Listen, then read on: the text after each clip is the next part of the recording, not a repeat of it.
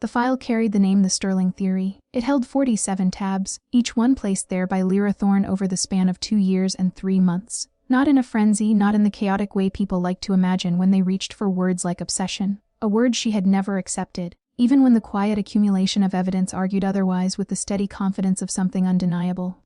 What she built had never felt like compulsion. It felt like construction. Careful, deliberate, shaped by patience and discipline. The way a craftsperson works, the way a researcher returns again and again until the pattern reveals itself. There was a folder devoted entirely to Mary Sterling's public speeches, arranged not by time but by tone, those delivered like verdicts, those spoken like prayers. Another document traced the evolution of Sterling's creative philosophy across more than a decade of interviews, layered with color, coded annotations and meticulous cross-references. One section carried a title that hovered somewhere between observation and accusation, contradictions she hasn't resolved. Lyra had always insisted this was analysis, purely analytical, something structured, something rational. She had almost convinced herself of that. The morning everything began to come apart arrived without warning, as these mornings tend to do. At 7:52 a.m., she stepped into Sterling & Co. 8 minutes ahead of the deadline she imposed on herself, a margin that placed her 22 minutes before anyone else on the creative team. It wasn't only ambition that brought her in early. It was the rare clarity of an empty office, the clean geometry of unoccupied desks, the low, uninterrupted hum of the ventilation system, the skyline beyond the glass still softened by the early negotiation between light and cloud. She preferred spaces before they filled with performance. She preferred most things that way. In the kitchen, she prepared her coffee properly, refusing the convenience of the pod machine everyone else tolerated. 4 minutes precisely, because 4 minutes separated something merely functional from something that made the first hour of the day bearable. At her desk, she opened her laptop and slipped into routine. Monday mornings were for reviewing incoming briefs, aligning them with her notes on each client's history, quietly assembling the invisible framework that others would later build upon and be recognized for. This was the texture of her work, and she had, for the most part, learned to accept it. At 80:14, the email arrived. Marcus Chen rarely did anything without intention, and never without a subject line. This message had none. Inside were only 3 words and a meeting invite you should know. The meeting was set for 9 in Conference Room A, the large one, reserved for presentations that mattered. The absence of a subject line lingered longer than the message itself. Lyra did not lean toward dread, she leaned toward analysis. Where dread anticipated, analysis reconstructed. She observed. She documented, she understood. For more than 2 years she had applied that same discipline to Mary Sterling. At 80:59 she entered the room. It was already full. That was the first fracture in expectation. Monday all hands never began before 9:30. Whatever this was had been placed outside the usual structure, which meant it carried weight. Marcus stood at the head of the table, composed in a way that felt rehearsed, his expression arranged into something polite but hollow beneath the surface. 7 others filled the room: Priya from art direction, 2 junior copywriters whose names never seemed to stay fixed, Raphael from accounts, Delia from office management whose visible distress unsettled the space more than anything else, and 2 HR representatives whose presence made the air feel final. There was no client, no brief. Only the dark screen waiting behind Marcus and a silence that suggested something irreversible. He asked her to sit. Raphael's voice attempted caution, but Marcus moved forward with the ease of someone who had already decided the shape of the moment. He spoke of respect, of directness, of professionalism, phrases that arrived polished and empty. Lyra held her voice steady when she answered, years of control carrying her through even as something beneath began to shift. Marcus lifted the remote. The screen came alive, and there it was. The Sterling Theory, no longer contained within the private logic of her laptop, spread across the wall in sharp, unforgiving clarity. Tabs stretched across the top, annotations bright and exposed, headings laid bare in a way that stripped them of intention and left only appearance. Creative philosophy, evolution, and contradiction. Public persona versus private methodology. Campaigns that defined an aesthetic. Voice analysis. Formal versus unguarded. Contradiction she hasn't resolved yet. That last line lingered, suspended like an accusation. The room held its silence. Lyra became aware of everything at once, the rhythm of her breathing, the deliberate stillness of Priya avoiding the screen, the tension in Delia's hand pressed against the table, the barely contained satisfaction behind Marcus's carefully neutral expression. He explained how he had found it, how it surfaced during an unrelated search, how he brought it forward out of obligation. Each word landed with the precision of something rehearsed. She responded simply. She knew exactly what it was. HR spoke next, measured and procedural, acknowledging the depth of the file, the questions it raised. Raphael asked her to explain. She looked at the screen again. 47 tabs, 2 years of attention, distilled into something that now felt unfamiliar in its exposure. It's research, she said. Research into methodology, into patterns, into the foundation of the company itself. A tool to align her work more precisely, to understand what had been built so she could build within it. Even as she spoke, she could hear the distance between intention and perception, could feel the shape of the moment from somewhere just outside herself. "I know how it looks." "How does it look?"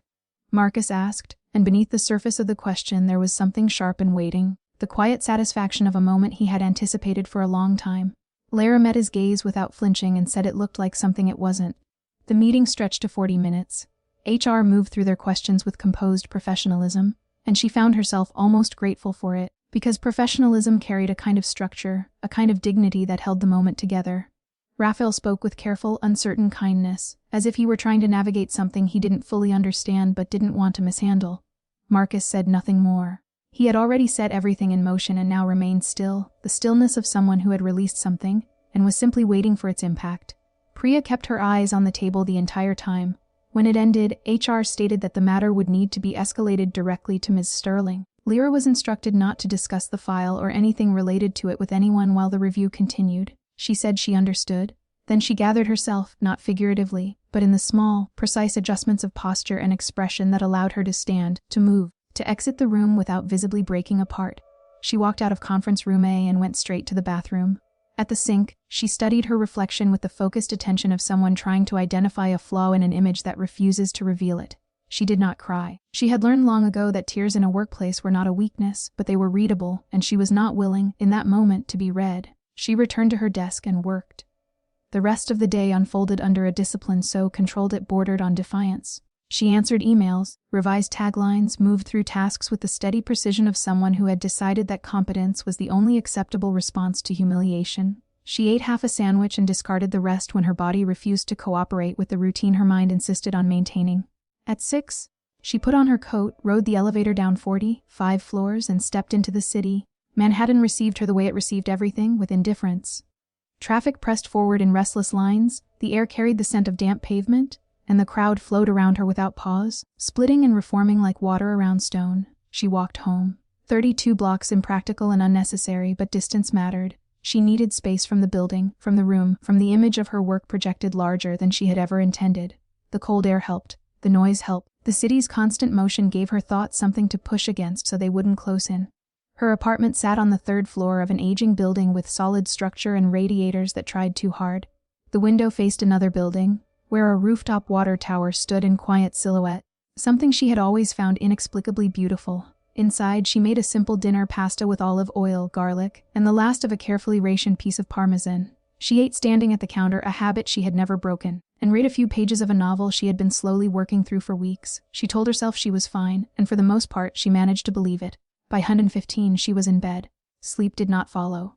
At 12:07 the phone rang. She knew the time without checking, her eyes fixed on the ceiling, her mind suspended in that familiar space where rest has been abandoned but not yet formally acknowledged as impossible. The clock glowed faintly in her peripheral vision.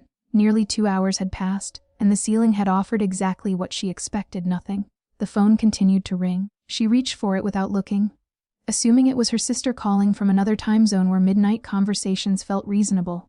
But the name on the screen was not one she had entered herself.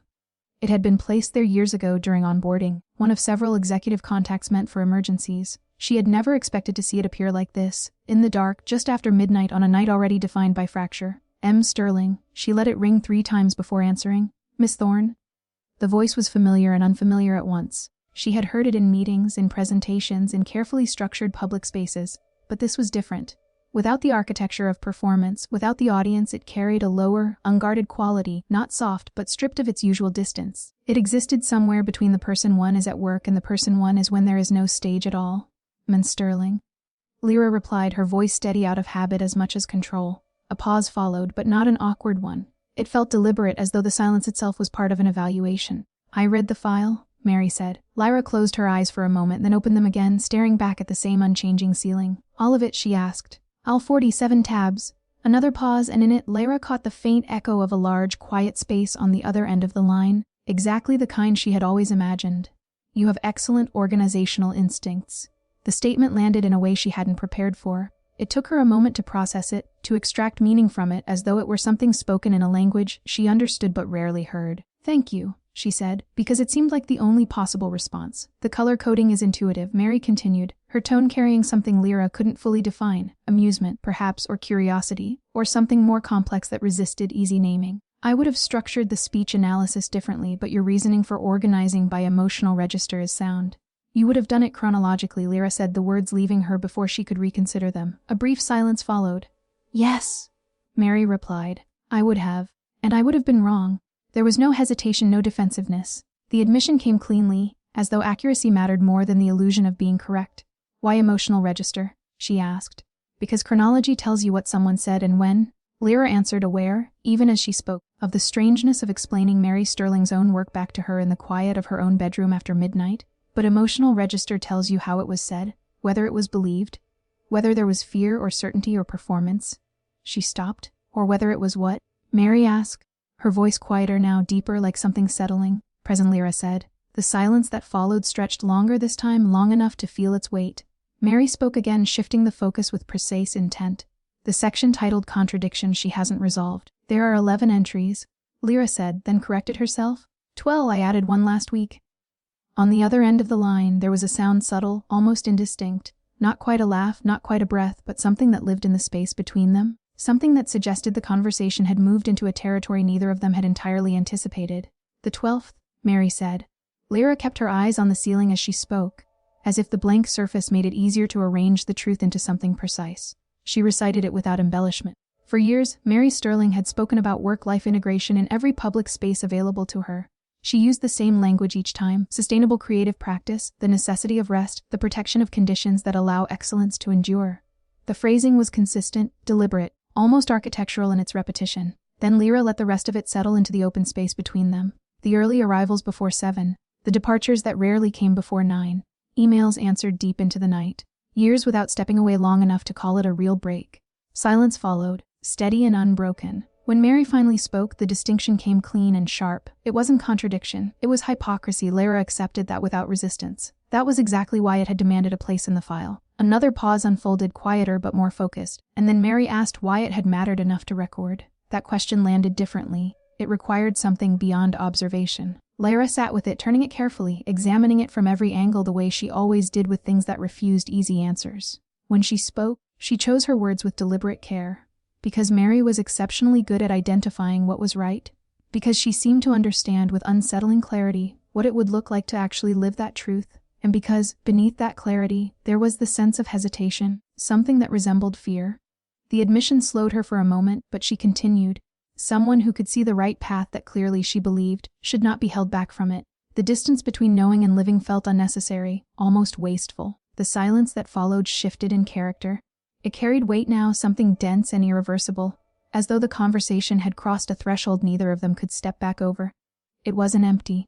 It held the shape of what had just been said and the uncertainty of how it would be received. When Mary spoke again, she used Lyra's name with exactness, repeating it in a way that made it land with unexpected force. Then she said she wasn't calling to fire her. The relief was subtle but undeniable, a breath released without ceremony. The call, she explained, was for something else. There was a question she wanted answered. She returned to the file, to the introduction Lyra had written even though she hadn't needed to. The phrasing was precise, an attempt to understand the operating system beneath the visible surface. Mary repeated the words back to her, then asked what had made her believe there was anything beneath the surface worth studying at all. Lyra didn't answer immediately. The room around her felt still, punctuated only by the quiet ticking of the radiator and the distant hum of the city that never fully slept. She searched her memory, not for something recent, but for the moment when the idea had first taken hold. It came back clearly. The Caldwell pitch years earlier, a major retail account, the kind that shaped reputations. The client had asked for something aspirational but accessible, and the room had accepted the request at face value, building ideas around it without hesitation. Mary had stopped the presentation partway through. She had interrupted not with urgency, but with precision, raising a hand and shifting the entire direction of the conversation with a single observation. They weren't asking for aspiration, they were asking for permission. At the time, the statement had landed in silence. No one had understood it yet, but Mary had. She had allowed that silence to stretch, letting the room arrive at the meaning on its own before she explained. It wasn't just insight. It was restraint, a kind of patience that couldn't be taught. Lyra had recognized something in that moment before she knew what it was. Later, she understood it as evidence of a deeper structure, something consistent beneath the surface decisions in public language. She had wanted to understand that structure. She had wanted to know where that kind of clarity came from. When she finished, the silence returned, longer this time. It stretched far enough that she began counting it without realizing, marking the seconds as they passed. Mary finally broke it, her tone shifting slightly, grounding the conversation back in the present. It was late, Lyra agreed. Mary said she would call again tomorrow. The statement felt ambiguous, suspended somewhere between dismissal and continuation, and Lyra accepted it as both. She said goodnight. Mary returned it. The line clicked and the connection disappeared. Lyra lowered the phone to her chest and stared up at the ceiling. It offered nothing as it always had, and for once that absence felt appropriate. There was no interpretation to manage, no expression to control. She fell asleep at 1:23, noting the time out of habit before letting go of the day. Her mind filed the detail the way it always did, then finally released its hold. Morning required effort. At 6:45, she sat on the edge of her bed and negotiated with herself in short, unsentimental terms. It was the kind of internal exchange reserved for moments when resolve felt uncertain, when she had to locate the part of herself that refused to give way and confirm it was still intact. It was. It always was. The office greeted her with its usual composed indifference. The glass, the steel, the controlled air that carried the faint suggestion of ambition and pressed fabric. Nothing had changed and everything had. She followed her routine. Coffee made with the same measured precision. Desk, laptop, work. Marcus was already there, earlier than he had ever been before. He avoided looking at her with such deliberate care that it became its own form of attention. She began working without acknowledging him. For 2 hours, no one spoke to her. The silence itself communicated enough, a collective decision to behave as though nothing unusual had occurred. Priya met her eyes once from across the room, her expression layered and unreadable, something Lyra chose not to examine too closely. The morning moved forward. She revised copy, refined a retail tagline beyond what was necessary, because she had never known how to do work halfway. Precision was instinctive, especially when something underneath it was unsettled. She recognized the anger quietly, contained it, let it sharpen rather than spill. At 11:30, a new email appeared. From Mary, brief, direct. She would call at 10 that evening. Lyra should be available. Lyra read it more than once, not because it required interpretation, but because repetition offered a small sense of control. She replied with a single word of acknowledgement and her initials, then sat for a moment with the awareness that she had agreed to something undefined. Then she returned to work. The call came at 10, and then again the next night, and the night after that. A pattern formed before either of them named it. Each call arrived somewhere between 10 and midnight, each lasting long enough to shift the shape of the hours around it. At first, Lyra resisted acknowledging what the pattern meant, telling herself it was no different from any other scheduled conversation. That explanation held briefly, then collapsed under its own thinness. What remained was simpler and harder to ignore. She was aware of those hours in a way she wasn't aware of others. They carried weight, expectation, a quiet pull that reshaped the evening around them. The calls themselves resisted easy categorization. They weren't friendly. Mary didn't operate in that register, but she was attentive, curious in a way that felt genuine rather than performed. She asked questions that required real answers, and she listened with an intensity that made those answers matter. On the third night, she returned to the file again, to a section Lyra had built with particular care. The 14 campaigns that defined her aesthetic. Mary's voice carried a quiet precision as she returned to the file, noting that the campaigns had been ranked. Lyra confirmed it without hesitation. The system behind the ranking was clear in her mind, built with the same care as everything else she had constructed. It wasn't about performance or awards or the metrics that usually define success. It was about something less measurable and far more revealing, conceptual courage. She had judged each campaign by how far it pushed beyond the client's comfort while still remaining anchored in something fundamentally true about them. Some of the most daring ones had achieved very little commercially, and that had never disqualified them. Mary moved to a specific entry. The Ferraro wine campaign placed last. Lyra acknowledged it plainly. 14th out of 14. The campaign had been celebrated, decorated with awards, praised as groundbreaking. Lyra didn't dispute any of that. The execution had been flawless, carefully built, visually striking. But none of that changed the core of it. The idea itself had remained within safe boundaries. It echoed what people already believed about the brand, only expressed with elegance. There was skill in that, undeniable skill, but no real risk. Nothing had been placed on the line. Mary admitted she had always liked that campaign. Lyra knew that. It had been stated more than once, in different interviews across different contexts. The pattern was consistent. When Mary asked if that meant she had been wrong, Lyra resisted the simplicity of that conclusion. Wrong wasn't precise enough. Comfortable was closer to the truth. It wasn't a failure of judgment so much as a moment shaped by circumstance. That year had been difficult. The agency had been navigating internal shifts, instability that required something solid, something dependable. The campaign had provided that, a success that could be held without uncertainty. Lyra explained it without accusation, only clarity. The attachment wasn't really about the reasons given publicly. It came from somewhere else. The silence that followed wasn't defensive. It carried the slower rhythm of something being considered carefully. Mary asked what reasons she had given. Lyra repeated them accurately. A new approach to heritage storytelling. a departure from the aesthetic conventions of wine advertising. Both statements were true, technically sound, but neither touched the core of it. The deeper reason came from somewhere older. Lyra traced it back to a small campaign years before the agency had belonged to Mary, a project barely acknowledged in public except for a passing reference buried in an old profile.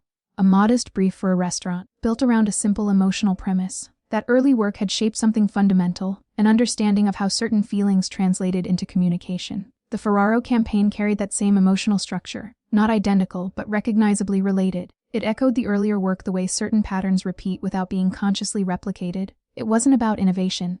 It was about resonance. Mary had loved it because it felt familiar in a way that mattered. The quiet that followed stretched longer than any before it. When Mary spoke again, she used Lyra's name with deliberate care, as though testing the weight of it. She asked when that connection had been made. Lyra answered simply. It had come together months into the process. Once the underlying patterns became visible, they appeared everywhere. Understanding someone's creative language made it possible to recognize it even when it shifted form. Like handwriting, distinct even when altered. Another pause settled between them. In the background, there was the faint sound of movement, something placed down gently, grounding the moment in a physical space far removed from Lyra's own. Mary began to say something and stopped, then tried again, more directly this time. No one had ever examined her work with that level of attention. Something in her voice shifted, not dramatically, but enough to register. A subtle break in the usual control, brief and quickly contained, like a current moving beneath still water. Lyra let the silence hold for a moment before responding. The file had never been meant as intrusion. She understood how it might appear, but that had never been its purpose. It had been, in its own structured and imperfect way, an attempt to articulate something she didn't know how to say directly, that the work mattered, that the person behind it was worth sustained attention. The silence that followed was the longest yet. When Mary finally spoke, the tone was different. Quieter, unguarded, without the usual layer of distance. She understood. By the seventh night, the pattern of their conversations had settled into something almost routine. That night, the call came later than usual, just before midnight. Mary moved directly to the point. She needed Lyra to travel with her. Lyra stood at her kitchen counter, halfway through a bowl of cereal, the simplicity of the meal reflecting the neglect of everything beyond work. She set the spoon down and focused. Mary explained. A client account that had resisted resolution for more than a year, a recognition that her approach had been flawed. She needed space to think it through properly, away from the structure of the office. There was a property upstate, quiet, removed, suited for that kind of work, and she needed someone there who could think alongside her. Lyra pointed out, calmly, that there were many people at the agency who could fill that role. Mary dismissed the implication without irritation. She knew her options. This was a deliberate choice. Unless there was a reason to refuse. Lyra looked down at the cereal, then at the clock, then at the familiar view beyond her window, the water tower lit in that same muted tone she had studied so many times before. The moment stretched just long enough to register its significance. Then she agreed. The details followed quickly. Departure on Saturday morning. A car would be sent. Lyra considered objecting, out of habit more than necessity, then chose not to. The call ended. She remained at the counter for a moment, spoon in hand, not moving, letting the reality of what she had just accepted take shape gradually. Then she finished eating, cleaned up, and went to bed. Her thoughts circled the idea of Mary not directly, but as something approaching from a distance, something not yet present but impossible to ignore. Like weather gathering beyond the horizon, she slept.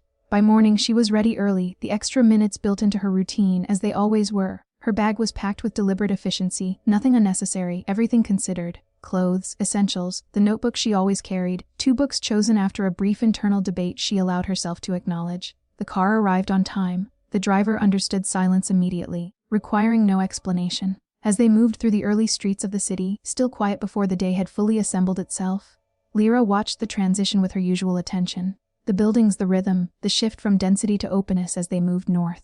She observed it all, the way she always did, noting the subtle changes as one structure gave way to another. She found herself returning, with an honesty she didn't entirely welcome, to the sound of Mary's voice late at night. The 7th call lingered differently than the others, but it was not separate from them. It belonged to a structure that had been assembling itself piece by piece, each conversation adding a new line, a new angle, a new weight. She could sense the shape of it forming, even if she couldn't yet name it. And the absence of a clear name unsettled her. She was someone who relied on precision, on language that held things in place. Without it, everything felt slightly unmoored. There was, beneath that discomfort, something sharper. Fear, though not of Mary alone. It was directed at the configuration itself, at the quiet and irreversible shift that had taken place. She had spent more than 2 years observing from a distance that felt controlled, safe, defined by anonymity. She had believed herself to be the observer, the still point from which everything else could be examined without consequence. That position had changed. Not abruptly, not violently, but with a slow, deliberate reversal. She was no longer outside of the frame. She was being seen in return, and the recognition carried a weight she had not prepared for. The highway gave way to smaller roads as the car moved north, past the edges of the city and into towns that seemed arranged along the river with quiet intention. Places that did not attempt to announce themselves, that simply existed in their own rhythm. The world widened as they moved farther from Manhattan, the sky expanding into something whole instead of a narrow strip between buildings. The pace shifted, softened, opened. At some point exhaustion claimed her. She felt it happen, the slow surrender of attention as she leaned against the window, aware but unwilling to resist. When she woke, it was to a gentler motion, the car slowing along a narrow tree-lined road. Light filtered through branches touched with the first hints of autumn, the air carrying that subtle change that marked the season's beginning. Gravel sounded beneath the tires, and then the car came to a stop. The house stood ahead of her. For a moment she held two conflicting expectations at once. The imagined version she had constructed over time, and the acknowledgement that she had never actually known what to expect. The file she had built so meticulously had never extended to this, had never accounted for the private geography of Mary's life. The absence felt suddenly noticeable. What stood before her was not what she had imagined. It lacked the sharp, declarative modernity she had unconsciously assigned to it. Instead, it was older, quieter. White clapboard, dark shutters, settled into the hillside with the ease of something that had existed long before it was observed. The porch stretched across the front, worn in a way that suggested use rather than display. A garden edged the side, cared for but not perfected. She stepped out of the car and paused, taking it in. The door opened. Mary stood there in jeans. The detail registered with unexpected force, not because it was impossible, but because it had never been part of the image Lara had assembled. Her understanding of Mary had been built entirely within the framework of the office, shaped by precision, control, and a visual language of deliberate professionalism. This version disrupted that structure. The jeans, the simple sweater, the loosened hair touched by wind, it all belonged to a different context, one the file had never reached. Lyra stopped herself before the observation could become something more. Mary spoke from the porch, noting that she had slept during the drive. The voice was the same, yet altered by its setting. Without the walls of a conference room, without the weight of performance, it carried differently, as though something had been removed rather than added. Lyra explained simply that she had been awake early. She retrieved her bag, the driver already turning the car away, leaving the two of them in a quiet that felt complete. The air moved through the trees, the first signs of autumn just beginning to show at the edges of the leaves. Mary turned and invited her inside. The boards of the porch creaked underfoot in a way that felt solid, familiar. Inside, the house held warmth, coffee wood, the faint trace of a recently used fire. It was not curated beauty. It was something lived in, something that had accumulated its character over time rather than being arranged into it. Books lined the shelves, worn in ways that suggested they had been read more than once. The kitchen table carried marks of use, quiet evidence of time passing through it. A window seat faced the garden, the glass slightly imperfect, bending the light into something softer than modern precision allowed. Mary offered coffee and prepared it with practiced ease, movements efficient and unconsidered from repetition.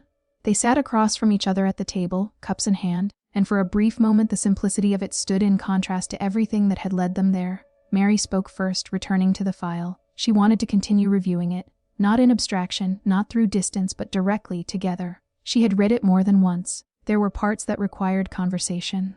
Lara agreed, though the agreement carried an awareness that this was shifting into something that extended beyond the professional frame. Mary clarified it without being prompted. This was not about work in the conventional sense. The pause before she said it gave the statement its weight. It was something she wanted, not something required. Lara held her cup, letting the warmth ground her as she accepted it again. Then Mary looked up.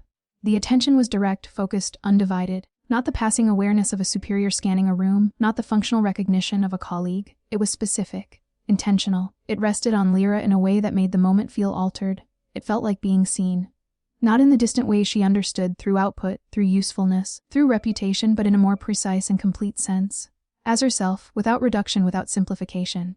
The experience was unfamiliar. She didn't speak. There was nothing immediate to say, and she recognized the value of letting the silence remain intact. Mary held her gaze for a moment longer before looking down again, and something in her posture eased, just slightly. The shift was subtle, but it was there, a release at the edges of something that had been held tightly. Outside, the wind moved through the trees, carrying the first signs of change through the leaves. The house remained still around them, holding the quiet between them with a kind of steady patience. Beneath everything that had been said, and everything that had not, something had begun. Not abruptly, not with any visible declaration, but with the quiet certainty of something long possible finally being allowed to open.